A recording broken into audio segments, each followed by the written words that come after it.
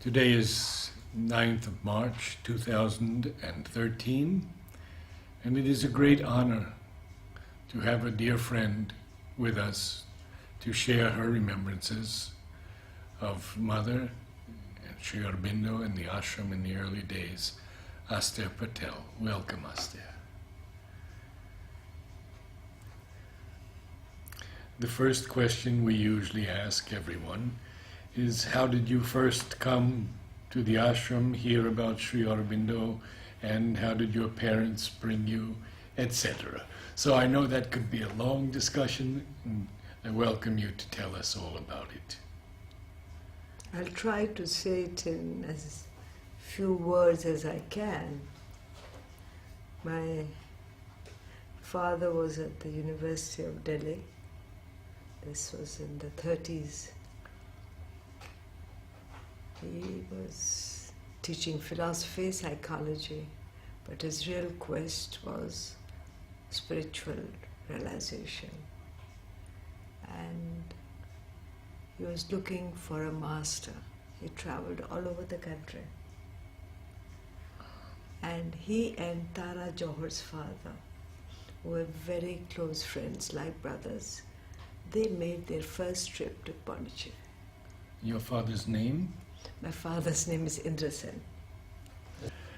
So they came together to the ashram. The first visit they came together, I think it was around 1939. And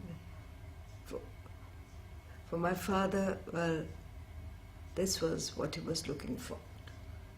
It's very clear. And then he started to read Sri Aurobindo's works, and he found in it a whole new system of psychology that he was looking for.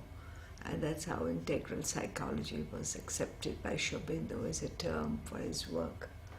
And it began. That was in the 39-40. On another visit, my mother came with him, and the moment she met the mother, as she told me much later, she felt here was an old contact and she had to come and live with her, as simple as that. Then started regular visits with the children, me and my brother. So when the first visit started, I was about 7 years old. And sometimes we came, the children, with our mother and stayed for 6 months, sometimes for shorter stays, sometimes she came alone. And it was very interesting. This was 1943, as I was told later. During the February darshan, my parents had come by themselves, leaving the children in Delhi. But by that time, they were clear that they were going to come and live here in a very short while. And mother said to my mother, I want you here before April darshan with the children. Oh. And Indra Sen can be in Delhi for a little while longer. He comes and goes for the darshans. So that's how it started. And my mother told the large family that was there that, look, I'm going with the children, that's it. And she boarded the longest train that existed at that time in the country. There was no longer train journey than from Delhi to here, with 2 little children and possibly 2 little boxes. And we arrived in Pondicherry on 13th of April 1943. And mother had sent Vishnuji, who used to assist and look after Puranaji, to receive us at the station. And she had a house ready for us, and that's how our life began. And there were no children in the ashram at that time. And as I remember, 1 or 2 who had just come around that time. And that's how it came. So that Tara and Lata and the family must have come just about a year after you came. Shortly after, Yes. a year or 2, Uh-huh. about that time, yes. And in fact, within a year, there were a number of other children who came, and within a year we were about a dozen. like the family of Manoj and Arati, their family was here. Then shortly after Chitradi and Amita, their family was here. Jhumur and Cham and Sunil, they were here a little later. And Dayakar was here around that time, and there were some others, but that's how it happened. And this was the height of the war, of course, World War II.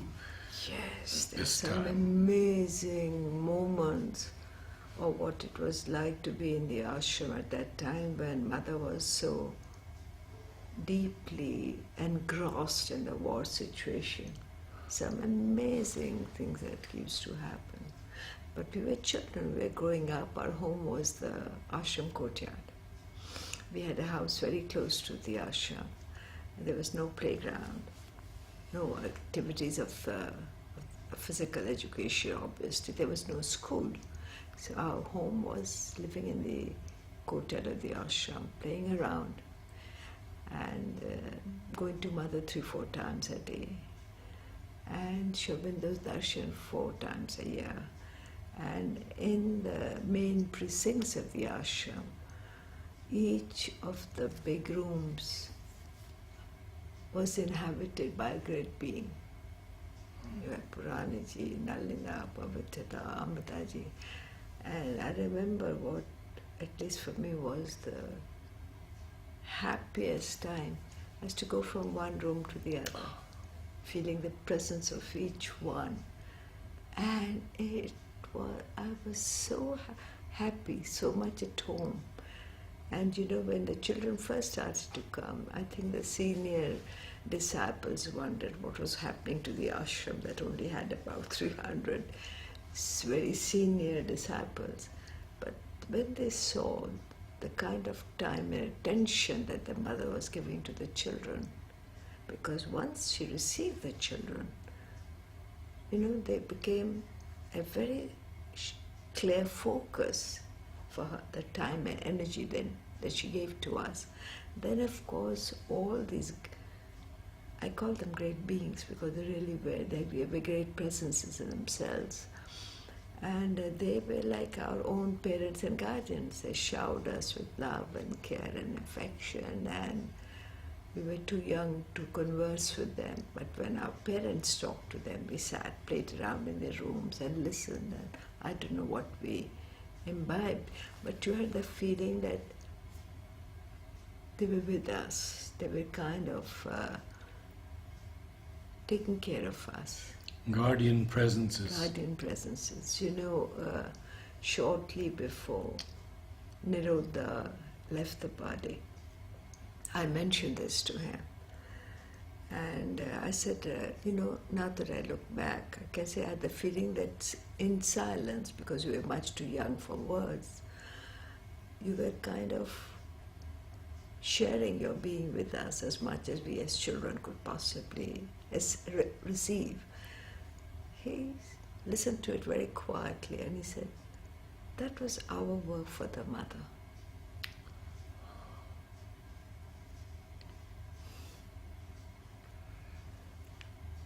So we grew up very happy.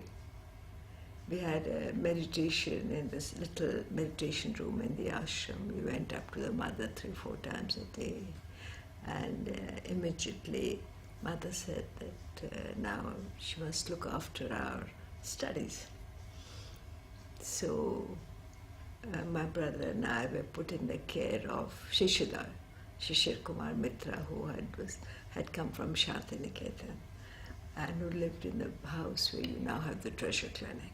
So our mornings were spent with him in studying, being with him, and we sat under a champa tree in the courtyard, and that's how it was. And since my mother had also been a teacher earlier, some of the other children who came back, Sumitra Deshu Prabhat, you know, that family was there too, I forgot to mention.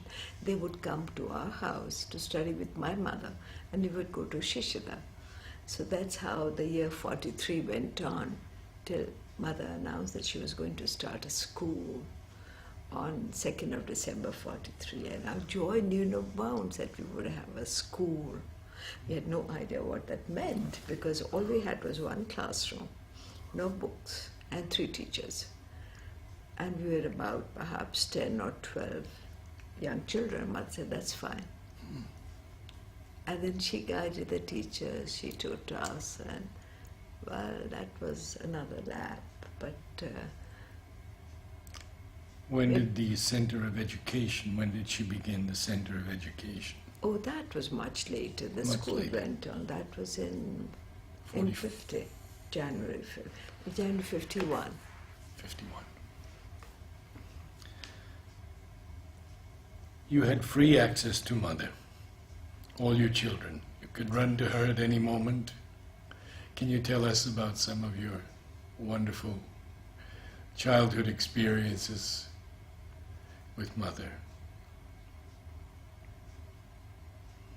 It's not easy to respond to it because there's so many. But maybe I just think of 2, but quite frankly, I'm nowhere doing justice to the rhythm of the life and what went on at the time. Moment I came, she asked me to work in the flower room. I must have been about 10, 11 years old. The flower room was where Pujalaji used to live later. And we had 3 senior people who looked after it. And she asked me to work with them and to collect the flowers. So that's one of my very precious memories, that you had a lot of service flowers, because that tree means so much to you, Narad, which used to be on the ground. So I remember myself on all 4s picking up the service flowers and picking up also the buds, arranging them in big thals of brass or trays and counting them. You know, Mother had what she called some very special flowers, and they had to be numbered. They could not just be kept. So I remember it was 1,000, this. You couldn't miss 1 digit. So you arranged them, the flowers, and the buds were counted. There was a little slip put on one side, so many flowers, so many buds, and the other flowers should be in those compassion. But this service tree especially, because the courtyard was full of it. And then one of the senior people would take them up to shove in those rooms. So somehow that work with the flowers, that's one of the childhood memories which for me has been very, very deep. And a little later, if I may so maybe about 12, 13 years of age, when I would go up to Mother for one of the blessings during the day, there were several occasions, she would say something which at that age I could not understand at all. I'm not even sure that I truly fathom it even now. And these words are like ingrained in my being. She said, be conscious. And the second phrase, find the psychic being, nothing else. And every 2 or 3 months, when I went to her, she said the same thing to me. And obviously, what did one understand? But walking down the steps and through the courtyard, one was so full of joy and lightness. What she gave through the words, I can't say. But she did it over a period of time. It may be, I can't say a year or so, but every 2-3 months. And then I must say, for me, it was standing before Sri Aurobindo. Right at the same age, nothing counted for me more than to stand in front of him. From about 12 onwards. And in those days, for the darshan time, you had Nirodha standing to the right of the mother. And obviously we went with the parents, in a single file, stood in front. At one point I felt I wanted to stand alone before Sri Aurobindo, straight. So I told my father that, look, I will not go out of the line. I will not disturb anyone, but I'd like to go alone. But obviously everyone here respected it. So I used to go on my own. Once by, you know how the grace works, Dilip Kumar Roy was here at that time, whom we all knew very well. I happened to be behind him in the line. And he used to come in his flowing orange robes, and as he was in the queue along with everyone else, he was in complete ecstasy. He had no awareness of what was around. I happened to be behind him. And when he stood before Sri Aurobindo, I noticed something unbelievably wonderful.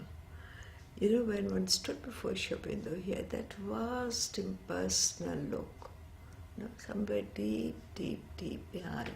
You could gaze into his eyes and then get lost somewhere. But when Dilipta stood in front of him, his eyes focused into a look of personal recognition. But the impersonal look was not lost. So you saw in Sri Aurobindo the vast impersonal look in the eyes, plus like a camera zeroes in, a personal look of recognition. And the vibration that went from one to the other was something which thrilled me. I'd never felt it before. In those moments when Dilip was in front of him. Did he smile at all? What was his countenance like? There was, normally there was no smile of a physical nature on Sri Aurobindo that I had ever seen at darshan time. But when Dilipta was there was a look of recognition and a little smile, even physically. And mainly it was the vibration and that impersonal look and the personal focus. After that, I knew what my being was looking for. I would hang around the ashram gate. Nobody would notice, children are playing around, everyone knows everyone. The moment the Dilipta would enter the ashram gate and join the queue, I'd slip in behind him. And when we entered the darshan room, a young child, and he was big, and his robes were flowing all everywhere. You could look a bit to the right and a bit to the left, and you could see Sri Aurobindo so many more times, and so much longer. And when he was there, to sense that. So for years, that is how I went for the darshan. And I must say that is something which is the most, what shall I say, powerful sense of being at that time. And something more which might interest you. I must have been about 15. And there was Amita, Chitrati's sister, you know her. We were the same age. She called both of us upstairs. And she said, Sri Aurobindo has written something. We will dramatize it. This was in 1949. And she gave us a printed sheet of the dialogue between love and death in Savitri, which I presume Rolinda must have typed. She did not even say this is Savitri. She very sweetly, quietly said, Sri Aurobindo has written something. We'll dramatize it. The book was not published. So she called us into the room, the room of the darshan. She gave me the role of death, and she gave Amita the role of love. Now, and we had no theatre, we had no dramatic performance. That was the start of it. At the age of 15, you expect some kind of an airy-fairy role. Death, you don't know what to do with it. So, because we spoke to Mother about everything, I said, Mother, but why have you given me the role of death? She straightened up, very straight, looked straight at me and said, this death is nothing to be afraid of. This is something to be conquered. Now let's get back to work. Then she stood with her back to the darshan seat, and Amita and I stood at the other end of the room where you have the chair where Yes. she gave interviews later. And she taught us how to recite, how to throw our voice. She spoke how to throw our voice from the pit of the stomach, and what the intonation and the inflection should be for the role of love and for the role of death. So she trained us there for about, I don't know, I can't say exactly how long, maybe about a month or so. After that, she said, fine, now we'll do the makeup and the dress. So she got out all her kit of makeup because, so much was offered to her which was with her. And I still remember that she had taken out makeup by Guerlain, the French company. She did the hair, she did the eyes and eyeshadow, everything. And Amita was dressed as love. She was dressed in white robes. And the mother took out for me a gown in black Chantilly lace from France, which belonged to her maternal grandmother. It's still there, arranged in her rooms upstairs. And at that time, it kind of fitted me perfectly. So when she done the dress and the makeup and all, because we had no art room, we had nothing at that time, then finally she said, oh, Sri Aurobindo will hear us. I was thrilled. I was thrilled because I said, oh, then we'll see Sri Aurobindo for a 5th time this year. But he has his own ways. In the middle room, where we wait before going to his room, a chair was put. And he sat there and he heard us, but he didn't come out. So we were in that room, and then that was, in a sense, the first performance, not only of Savitri, but anything dramatic in the ashram. And then the next year we had something in the playground, and then it took different shape that we now know of. But, well... How often did you go to Mother to practice before you did it for Sri Aurobindo? Narad, I don't remember how often. Must have been was. a number but of it was times. Yes, of course. Yes. It was some length of time, I think about a month or so. Mm-hmm. But how often during that month? But it was quite a bit. I mean, it was not casual, it was serious. Mm-hmm. And I remember Mother standing at the far end of the room and throwing out her voice. I mean, she had the full dramatic,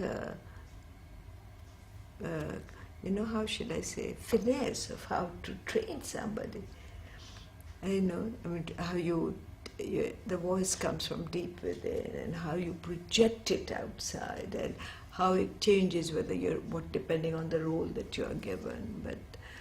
And I must say, all these long years I have wondered very often, why did she do this, and why did she choose such youngsters, 15-year-olds?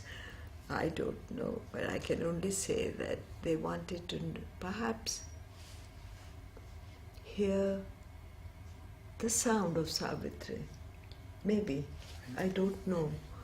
And I think both Amita and I were fond of the English language at that age. I mean, whatever fondness at that age means, that's all I can say, nothing else.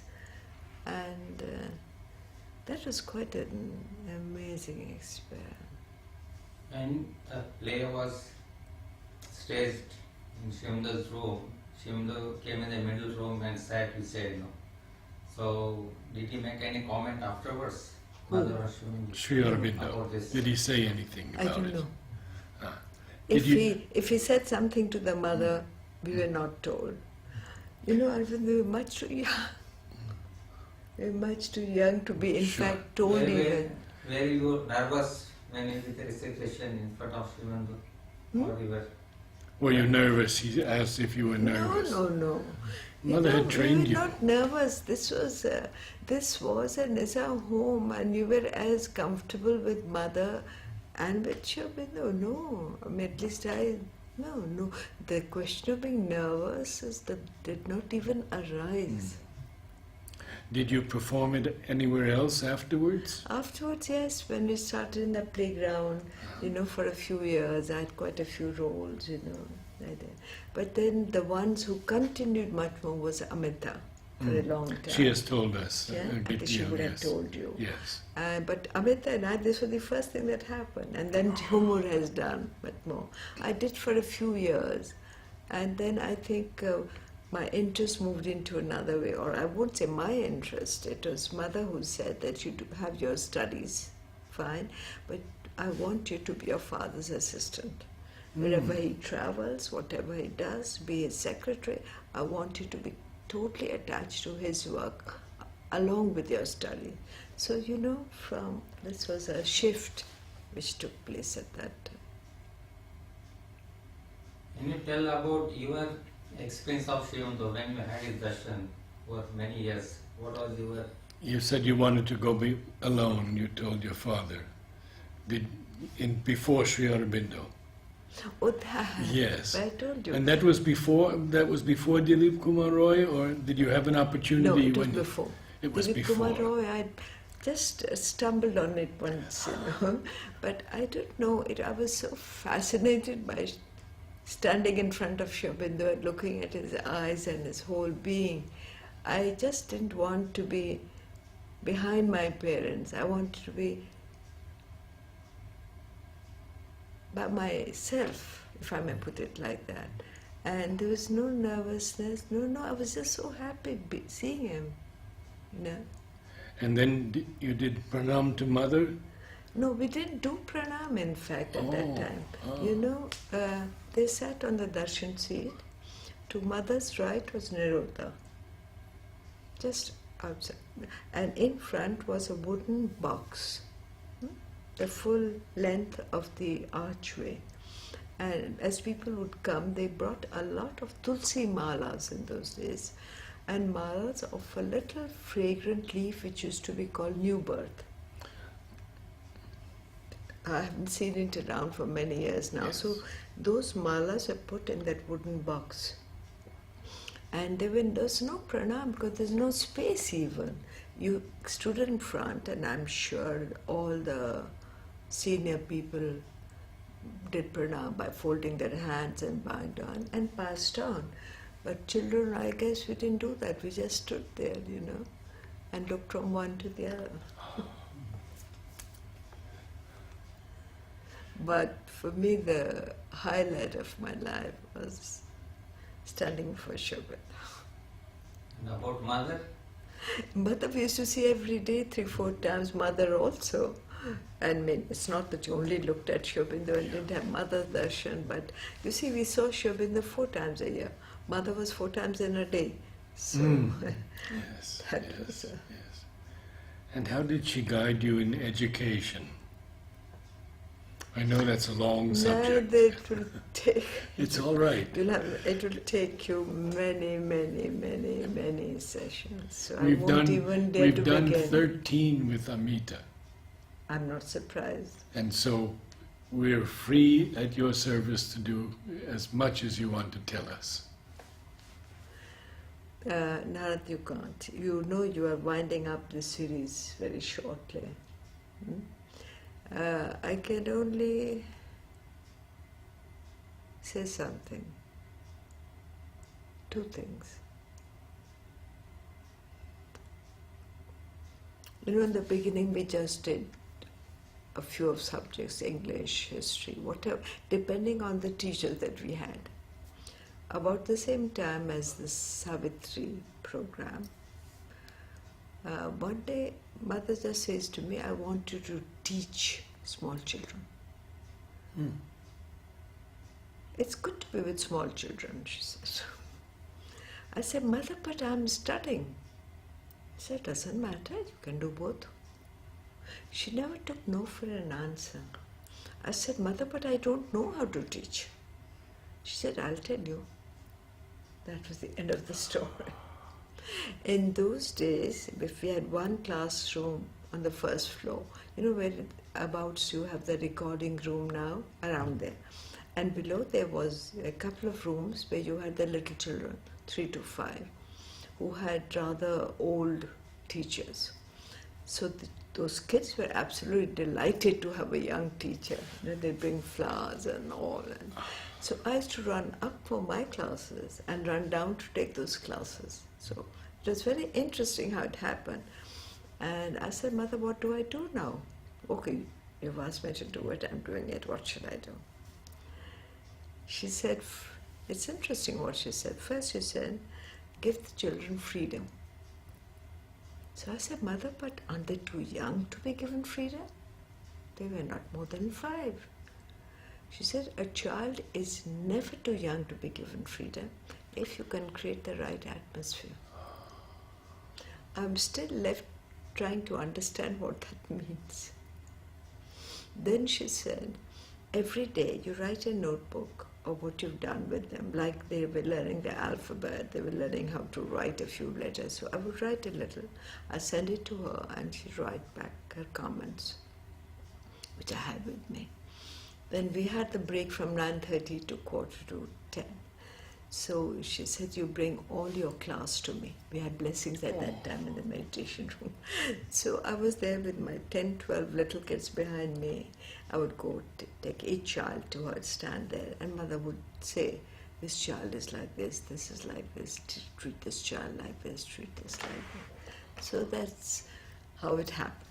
And somehow the work of teaching has gone on for me till today.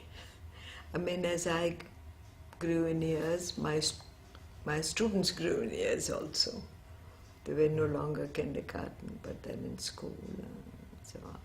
Somehow that's being part of life. But my own studies and all, it's I don't know where to begin. She must have poured so much into you. But one thing I could say, all of us who were here, each of the children,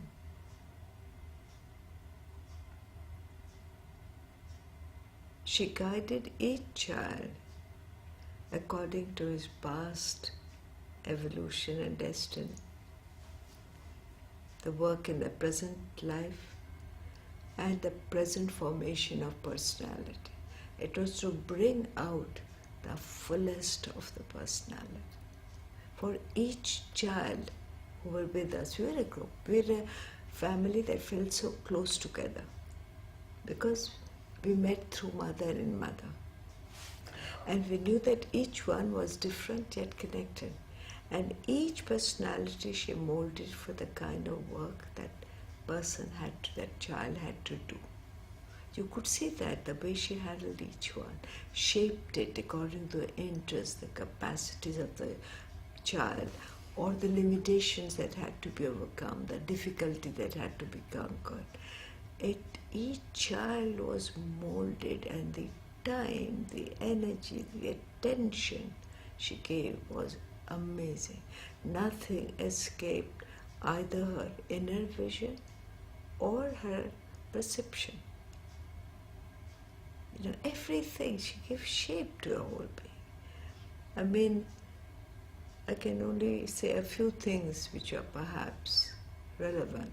First, she said, follow the studies that you want, but your main work, be an assistant to your father, wherever he goes, whomever he meets, what he does. So I was doing both all the time. All the time. In the higher course, I chose my own subjects of interest, philosophy, psychology. But at one time, when I was in the higher course, one morning when I go to her, she says, you know, Golconda is a place of great beauty. You need that. I want you to live there. Oh. You know, students didn't live in Golconda like that. And I was living with my parents nearby. She said, no, it doesn't matter. You be with your parents, you're with them in the daytime, but I want you to live in Golconda, to have that experience. Then she said, you move in tomorrow. I'll tell Mona to get a room ready. Tomorrow you move in. This was sometime in the month of May 1956. When did I was?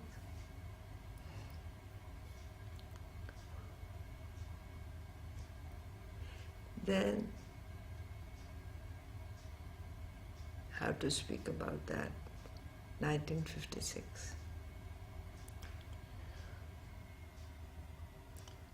Some people told us they felt something. Others didn't speak about it. All right. I'll share the way it happened. Somewhere in 55, maybe end 54, early 55, I can't be sure of the exact time.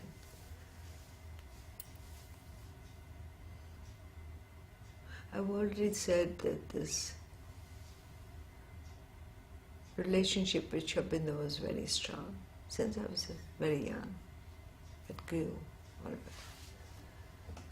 And I literally used to see, waking like that, it was not in sleep or anything, that Shobinda is very busy and is doing something with his hands like that. Huh? With his hands, it's very strange, like that. Huh? And he's very busy. In those days, or all the time, we spoke to Mother just like that, anything that was there.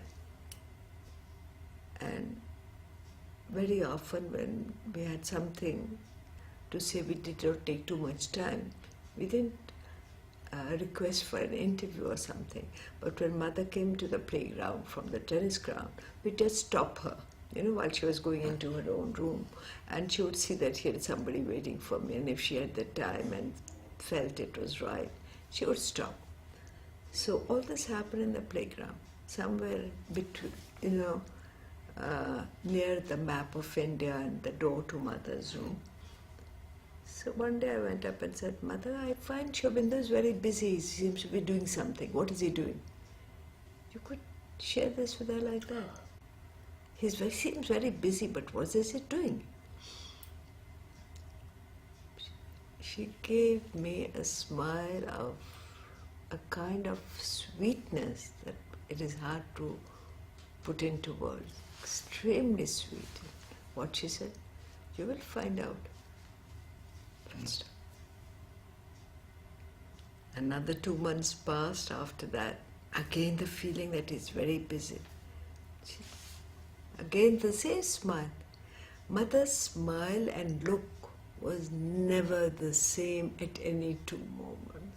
It was always changing. Not from the consciousness of what she was dealing or doing, but it was never the same. She said, you will find out.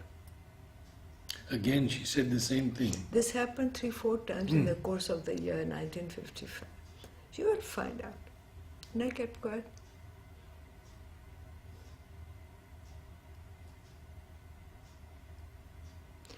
Then came 56, 29th February, Wednesday meditation. For the 1st of March, next morning, when I went up to Mother for blessings, she said to me, were you present at meditation last night? I said, yes. In the playground? I said, yes, Mother. She said, did you feel anything? I said, I'm sorry, Mother, I just had a very heavy head.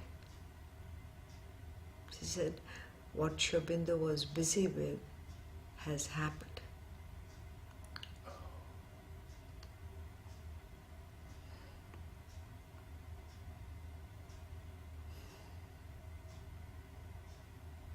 Then right through March, April, a lot of things happened. A lot of unfolding things which one wrote to Mother and she wrote back. But that's another story. There's in the form of letters. But in May, she put me in Gulgam.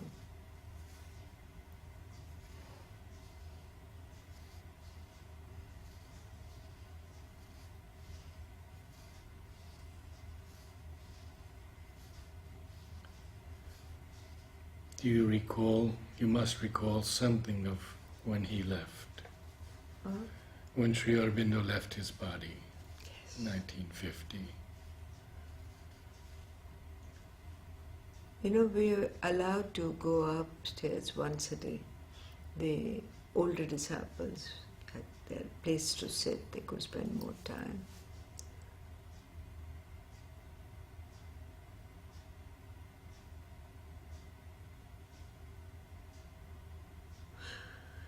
There was something solid, massive, shining gold. It was just that. It was amazing.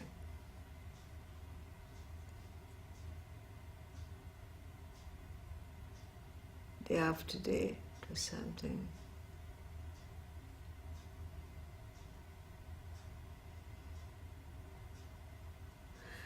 It was solid and a kind of living burnished gold.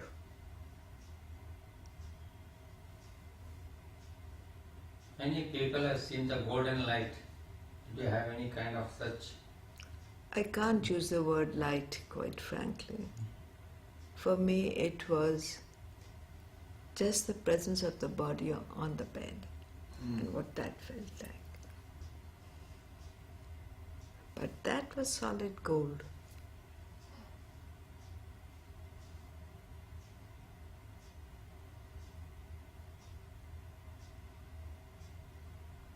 But before that, if I may say, you know, before each of the darshans, the presence of Sri Aurobindo would be felt in a vast circle outside the main ashram compound. You know, rows of streets around the ashram. It was so solid, you know, like you could touch it, move out in it. That was in the streets. It would flow out.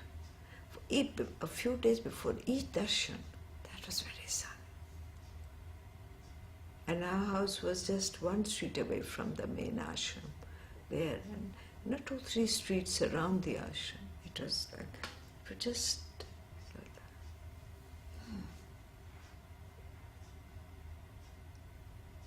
But the living action and presence of Sri Aurobindo all the time, that is something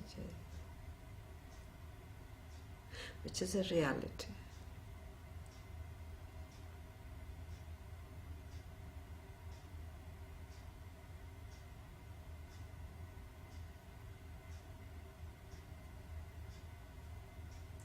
How long you stayed in the Volpund?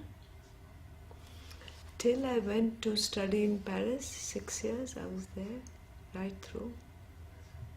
Well, that's another chapter, because somewhere I had something inside me which said that I would like to read Sri Aurobindo again in the context of European thought and culture. I always felt that one's education needed these both sides, and somehow to read Sri Aurobindo in that setting. You know, after all, he lived there from the age of 7 to 21. I was a feeling there was something to learn that I couldn't put into so many words. That's how it started. It was not for anything else. So when I mentioned this to Mother, she said yes. She liked the idea. Because you know, from our center, I was the first student to go out for studies. So Mother asked me, where do you want to go? And my French was pretty limited at that time, and I knew nothing of the sort. But I don't know where these are. These are some old sanskars that come with their own meaning. And what came was that, Mother, I want to go to Sorbonne. I only knew the name. Mother was very happy because she told everyone upstairs, Aster has decided to go to Paris. She put it like that, rather than go somewhere else. And in those days, students from here were not admitted anywhere else, but everything went very easily for me somehow. And Mother said, you'll find the people who will help you in all this. And those years were very fruitful.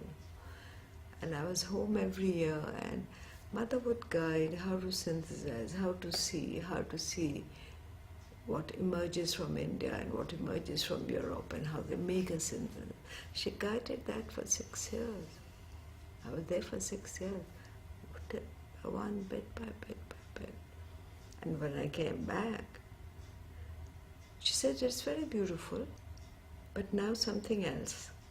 But before that, she'd already put me onto the Auroville track. What year did you come back? I came back early 70, but in 69, I was here on my usual holidays from Paris. And Mother said, no, you will, I said, Mother, I'll finish my work soon. What is? Obviously, I was coming back. I was not staying there. Then what I have to do? She said, you will know when you finish your work. Mother always, I think for most of us, she told us what we had to do, what was our line of growth, what were our difficulties, what we had to overcome, what were our shortcomings. She always told us, showed us our path and made us walk on that path. For each child, I'm sure she did.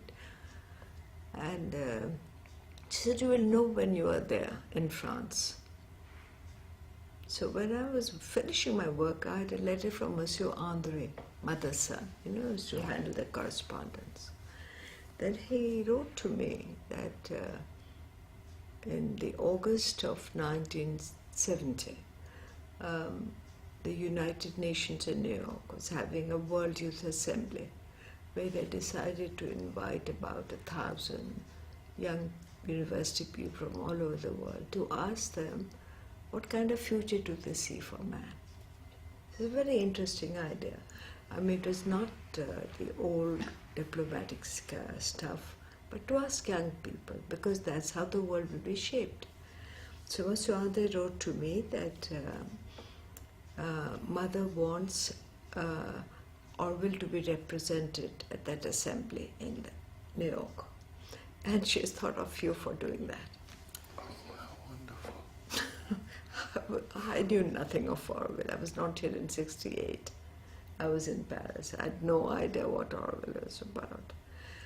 But this was obviously a work Mother had given me, and you had the idea that, okay, there should have been those ideas that you put out on in different ways. So I was there for 3 weeks. It lasted 3 weeks, that whole assembly. And this was August of 1970. And then I came back November 70. And then Mother said that I wanted to work there. That's how Auroville. Otherwise, I would have been here all the time. And it was not an easy transition for me to make, I must say that. I mean, this is my home, my roots are here. But I could see something new was happening there, but that's how it's all started. And with me also. So you took up teaching in a higher course. I'm teaching, yeah. So Mother asked you to teach? That as soon as I came back from Paris, I was teaching there. But then I was teaching full day. Then when the work in Auroville started, it was something so new for me. It was difficult to handle both. So for some time I was not. But now for many years again I'm giving some time. So I divide my time. Not as much because I seem to have quite some work in Auroville also. So for me, it's their work of evolution which goes into wider and wider spheres. There's no difference. Yes. The dynamics, yes, is not the same, because the dynamics of experience, obviously when you have it in a setting of the world stage, has to be different up to a point. But maybe my years in Paris gave me that training, or, something of that background. Did you work in any department or some departments? Always the school. Sports, you did sports? I did. You were good at. Flower room was my first work. First work Yes. that mother gave me. And then she gave me a name also, Aster is a name she gave me. Oh, And I what was remember the- you told me one time that she told you how to pronounce it also. I remember that story. The name my father had given me was Mira. Mm. And when I was about 11, one day, I never asked her for a name. She said, I have a name for you. So she said, she gave me a flower.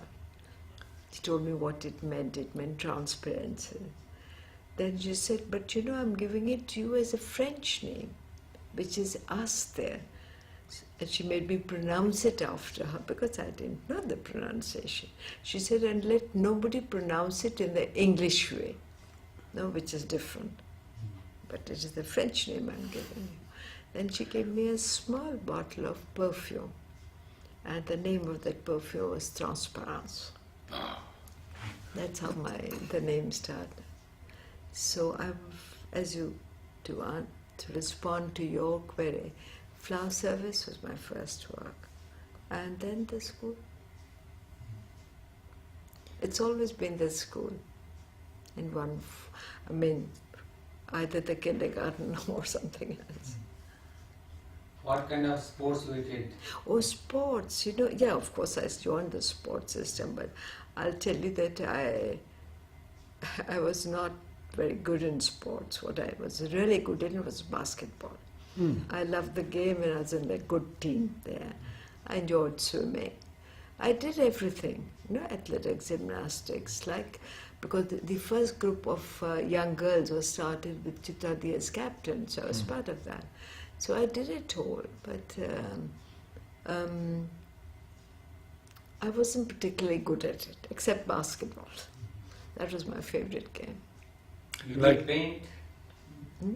Your hobbies, did you do any paintings, some offering to the mother? No. In fact, I'm doing some graphic work now, but at that time, I did study with Krishna Lalji.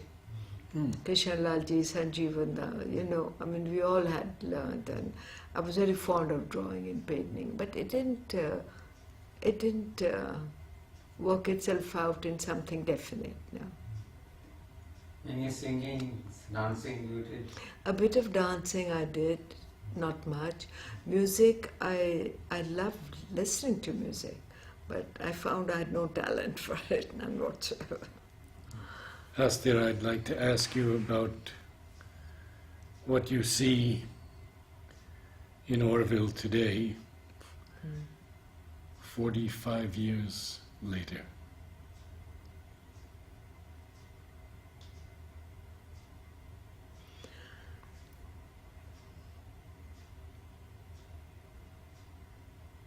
This is hard to answer in a straight way.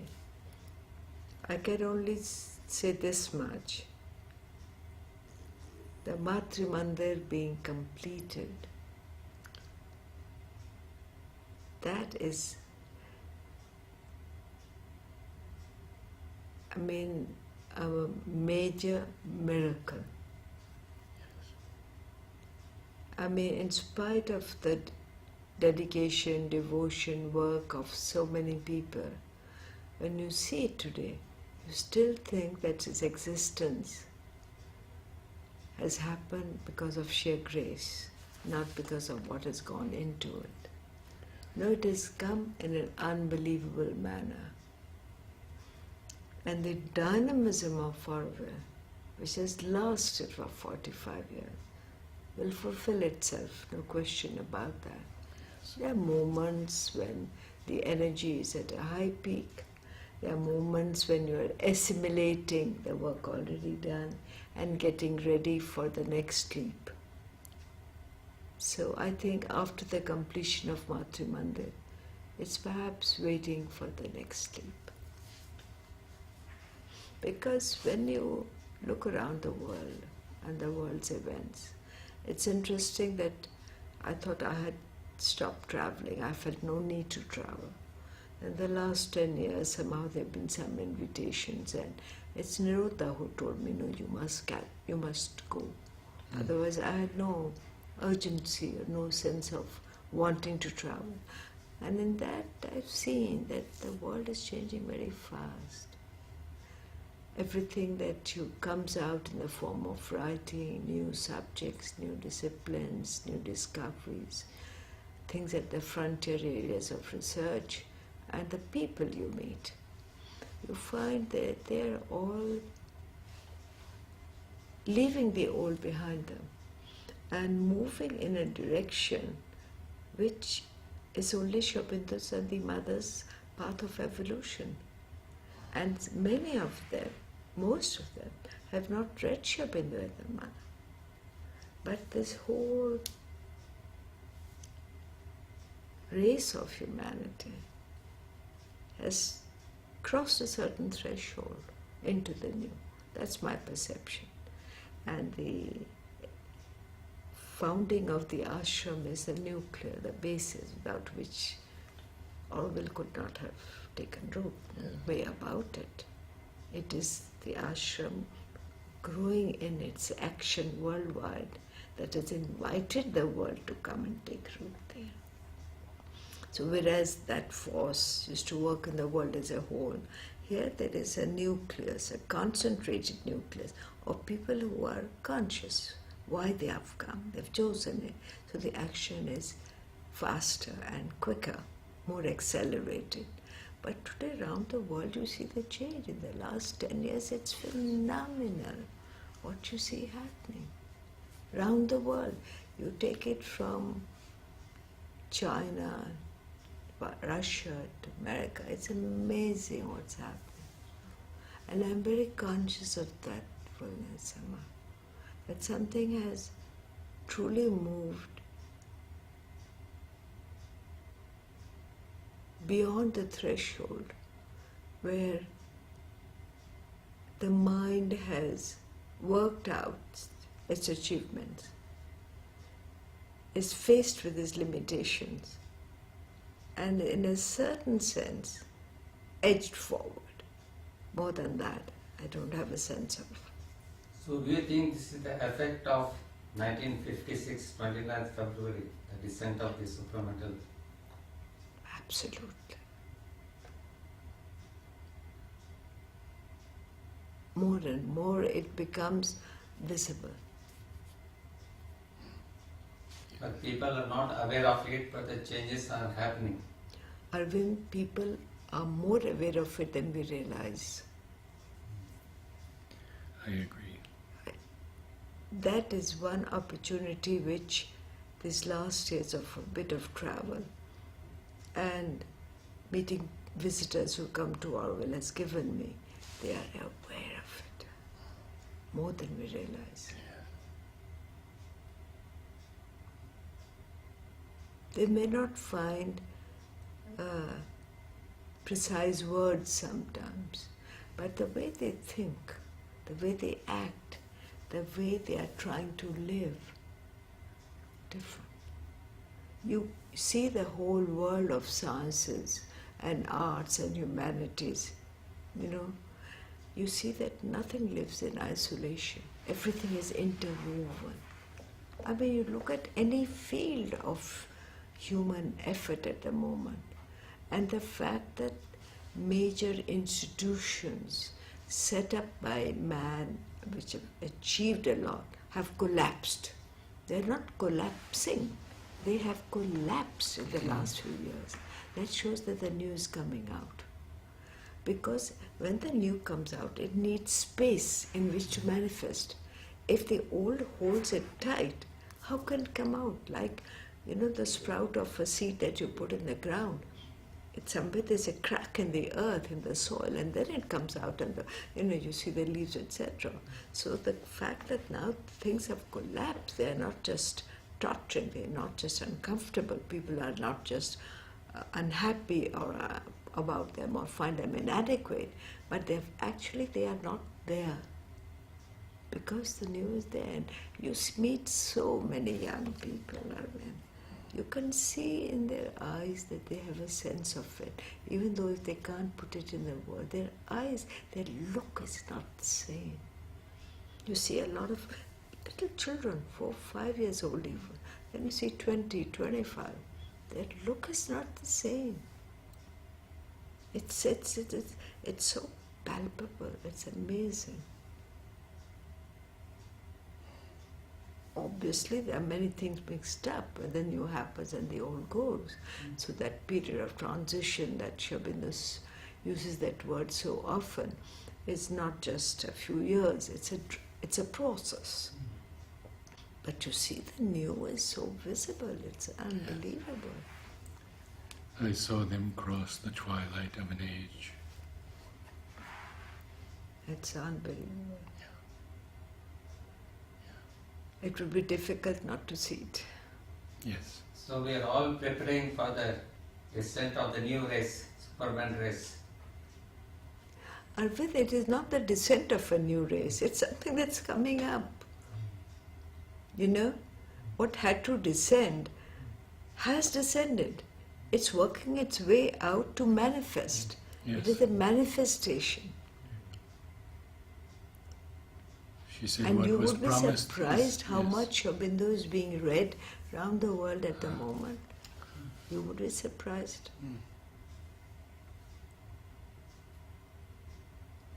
It's a lot of opening now to Mother Vishnu. It's more than opening, Arvind. I mean, I don't know if I can communicate that, but it's taking shape, it's manifesting. Opening is when you are seeking something, you're looking for something. Manifesting is when it's actually there. Well, there's a difference. It's happening. It's happening. You only have to be, how shall I say, aware to decipher the signs of it, that's all. Aster, we thank you very, very much for joining us. I hope we can have some more when I return, some more meetings with you. We often ask about the elder sadhaks and recollections about them. I have a list of things, but this was a marvelous, uplifting first interview, and please do come again and join us. To wind up, I'll just ask that, as we used to put Narad, to spiritual seekers who are coming and just pouring in Auroville, Ashram to seek spiritual life. So what do you advise them? How they should look forward to their life? The young people who are seeking today. You'll be surprised at my response. I think the young know what they're looking for. They have a sense of it. There's nothing to say. One can share like now, that's different.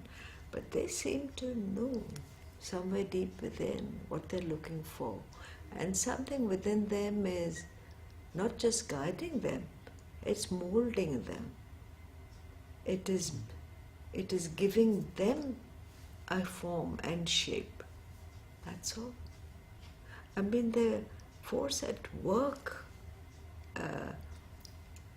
in the world on earth is so powerful. I don't think anything is needed. You were conscious of great presences, but they were not awesome. They were not overwhelming. At least, and my brother too, we were very happy. We were walking around in and out, and they were giving us love. We were in and out. And the ashram was,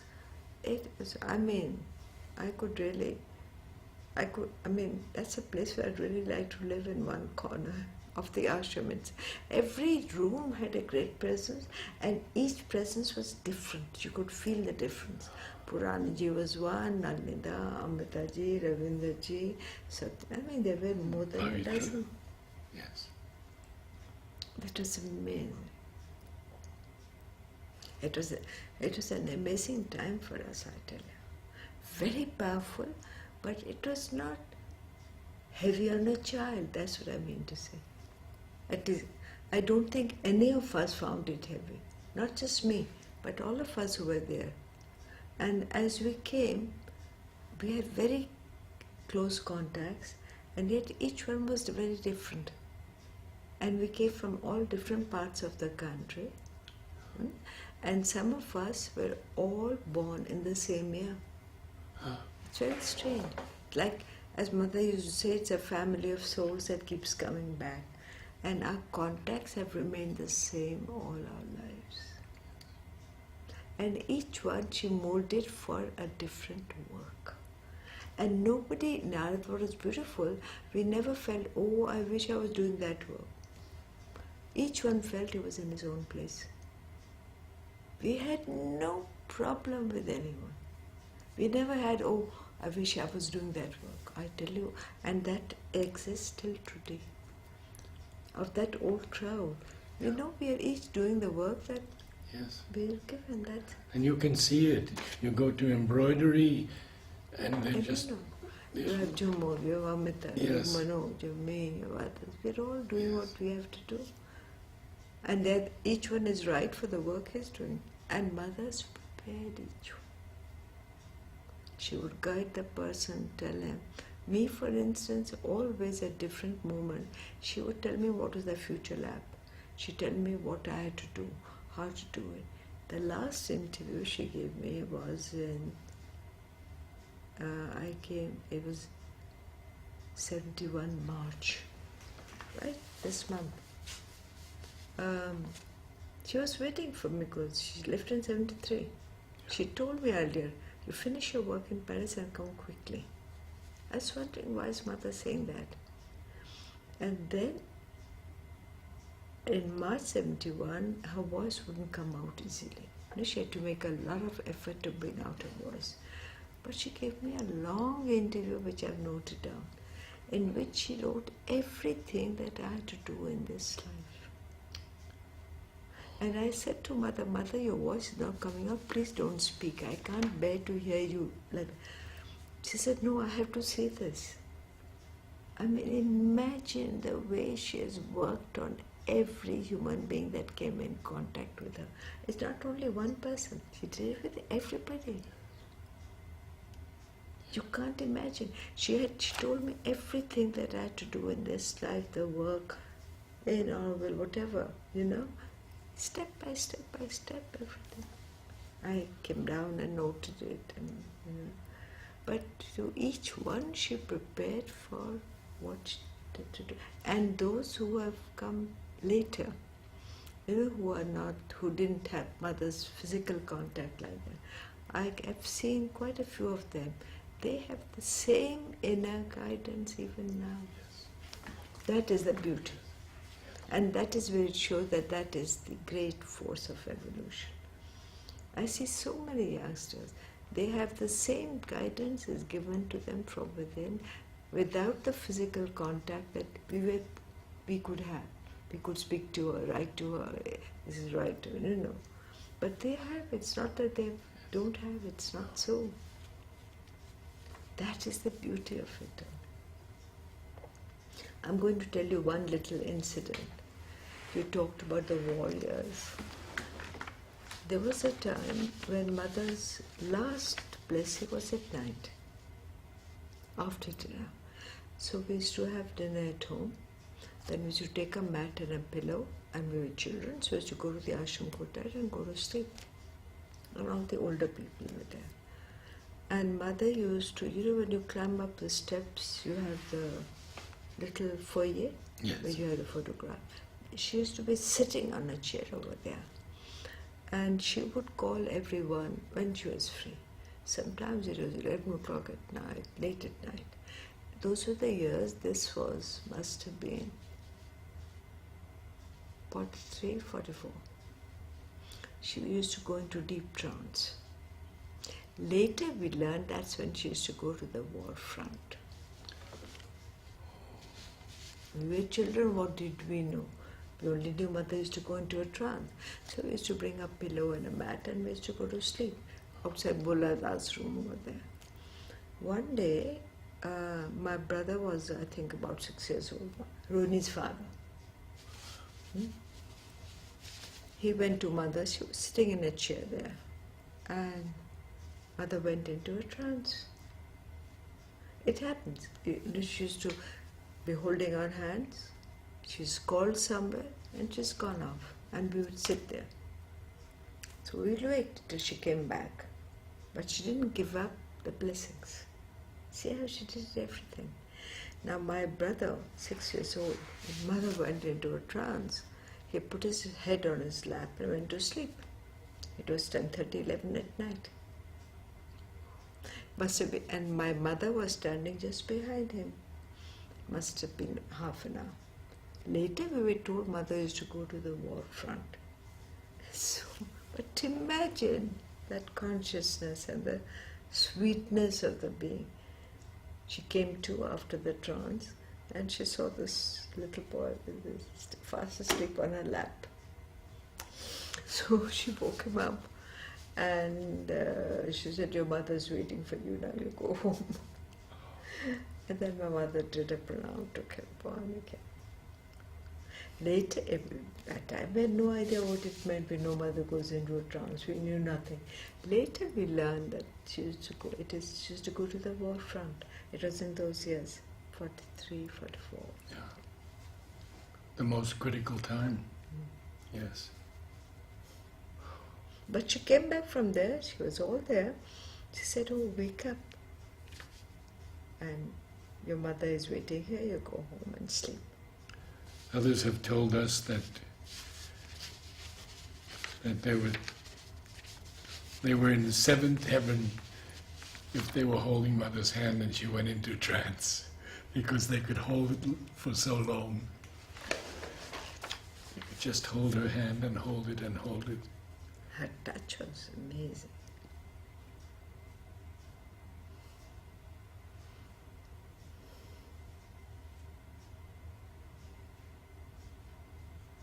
As they're not physically there, Mother and Shiva, but their subtle body is working all over the world. Not only the subtle body, that is why you're right in saying that first their consciousness. Subtle body, you see the work that is being done on the body these days in the world through sports, through nutrition, like everyone is turning into organic food and the clothes they wear, the organic clothes, that is the physical work is there. I mean the absolute spurt in sports and physical education. Oh, yes. This is recent, Arvind. Yes. I mean even in the Western countries it was not there.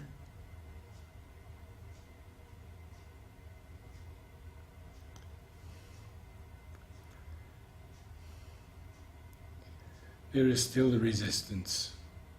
Resistance that has to be. Yes. Because the change, the new thing is so tremendous that all the old resistance has to come up. But in fact I feel because the new power is strong enough to deal with the old, that is why the old is coming up. Before it was always there, but it was hidden. Yes. Because the new power was not able to work on it. Now it can work on it, therefore it's visible and we can see it. Yes.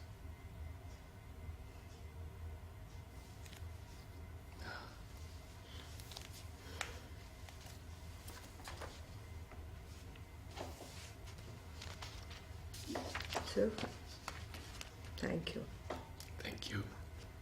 Thanks, Arvind.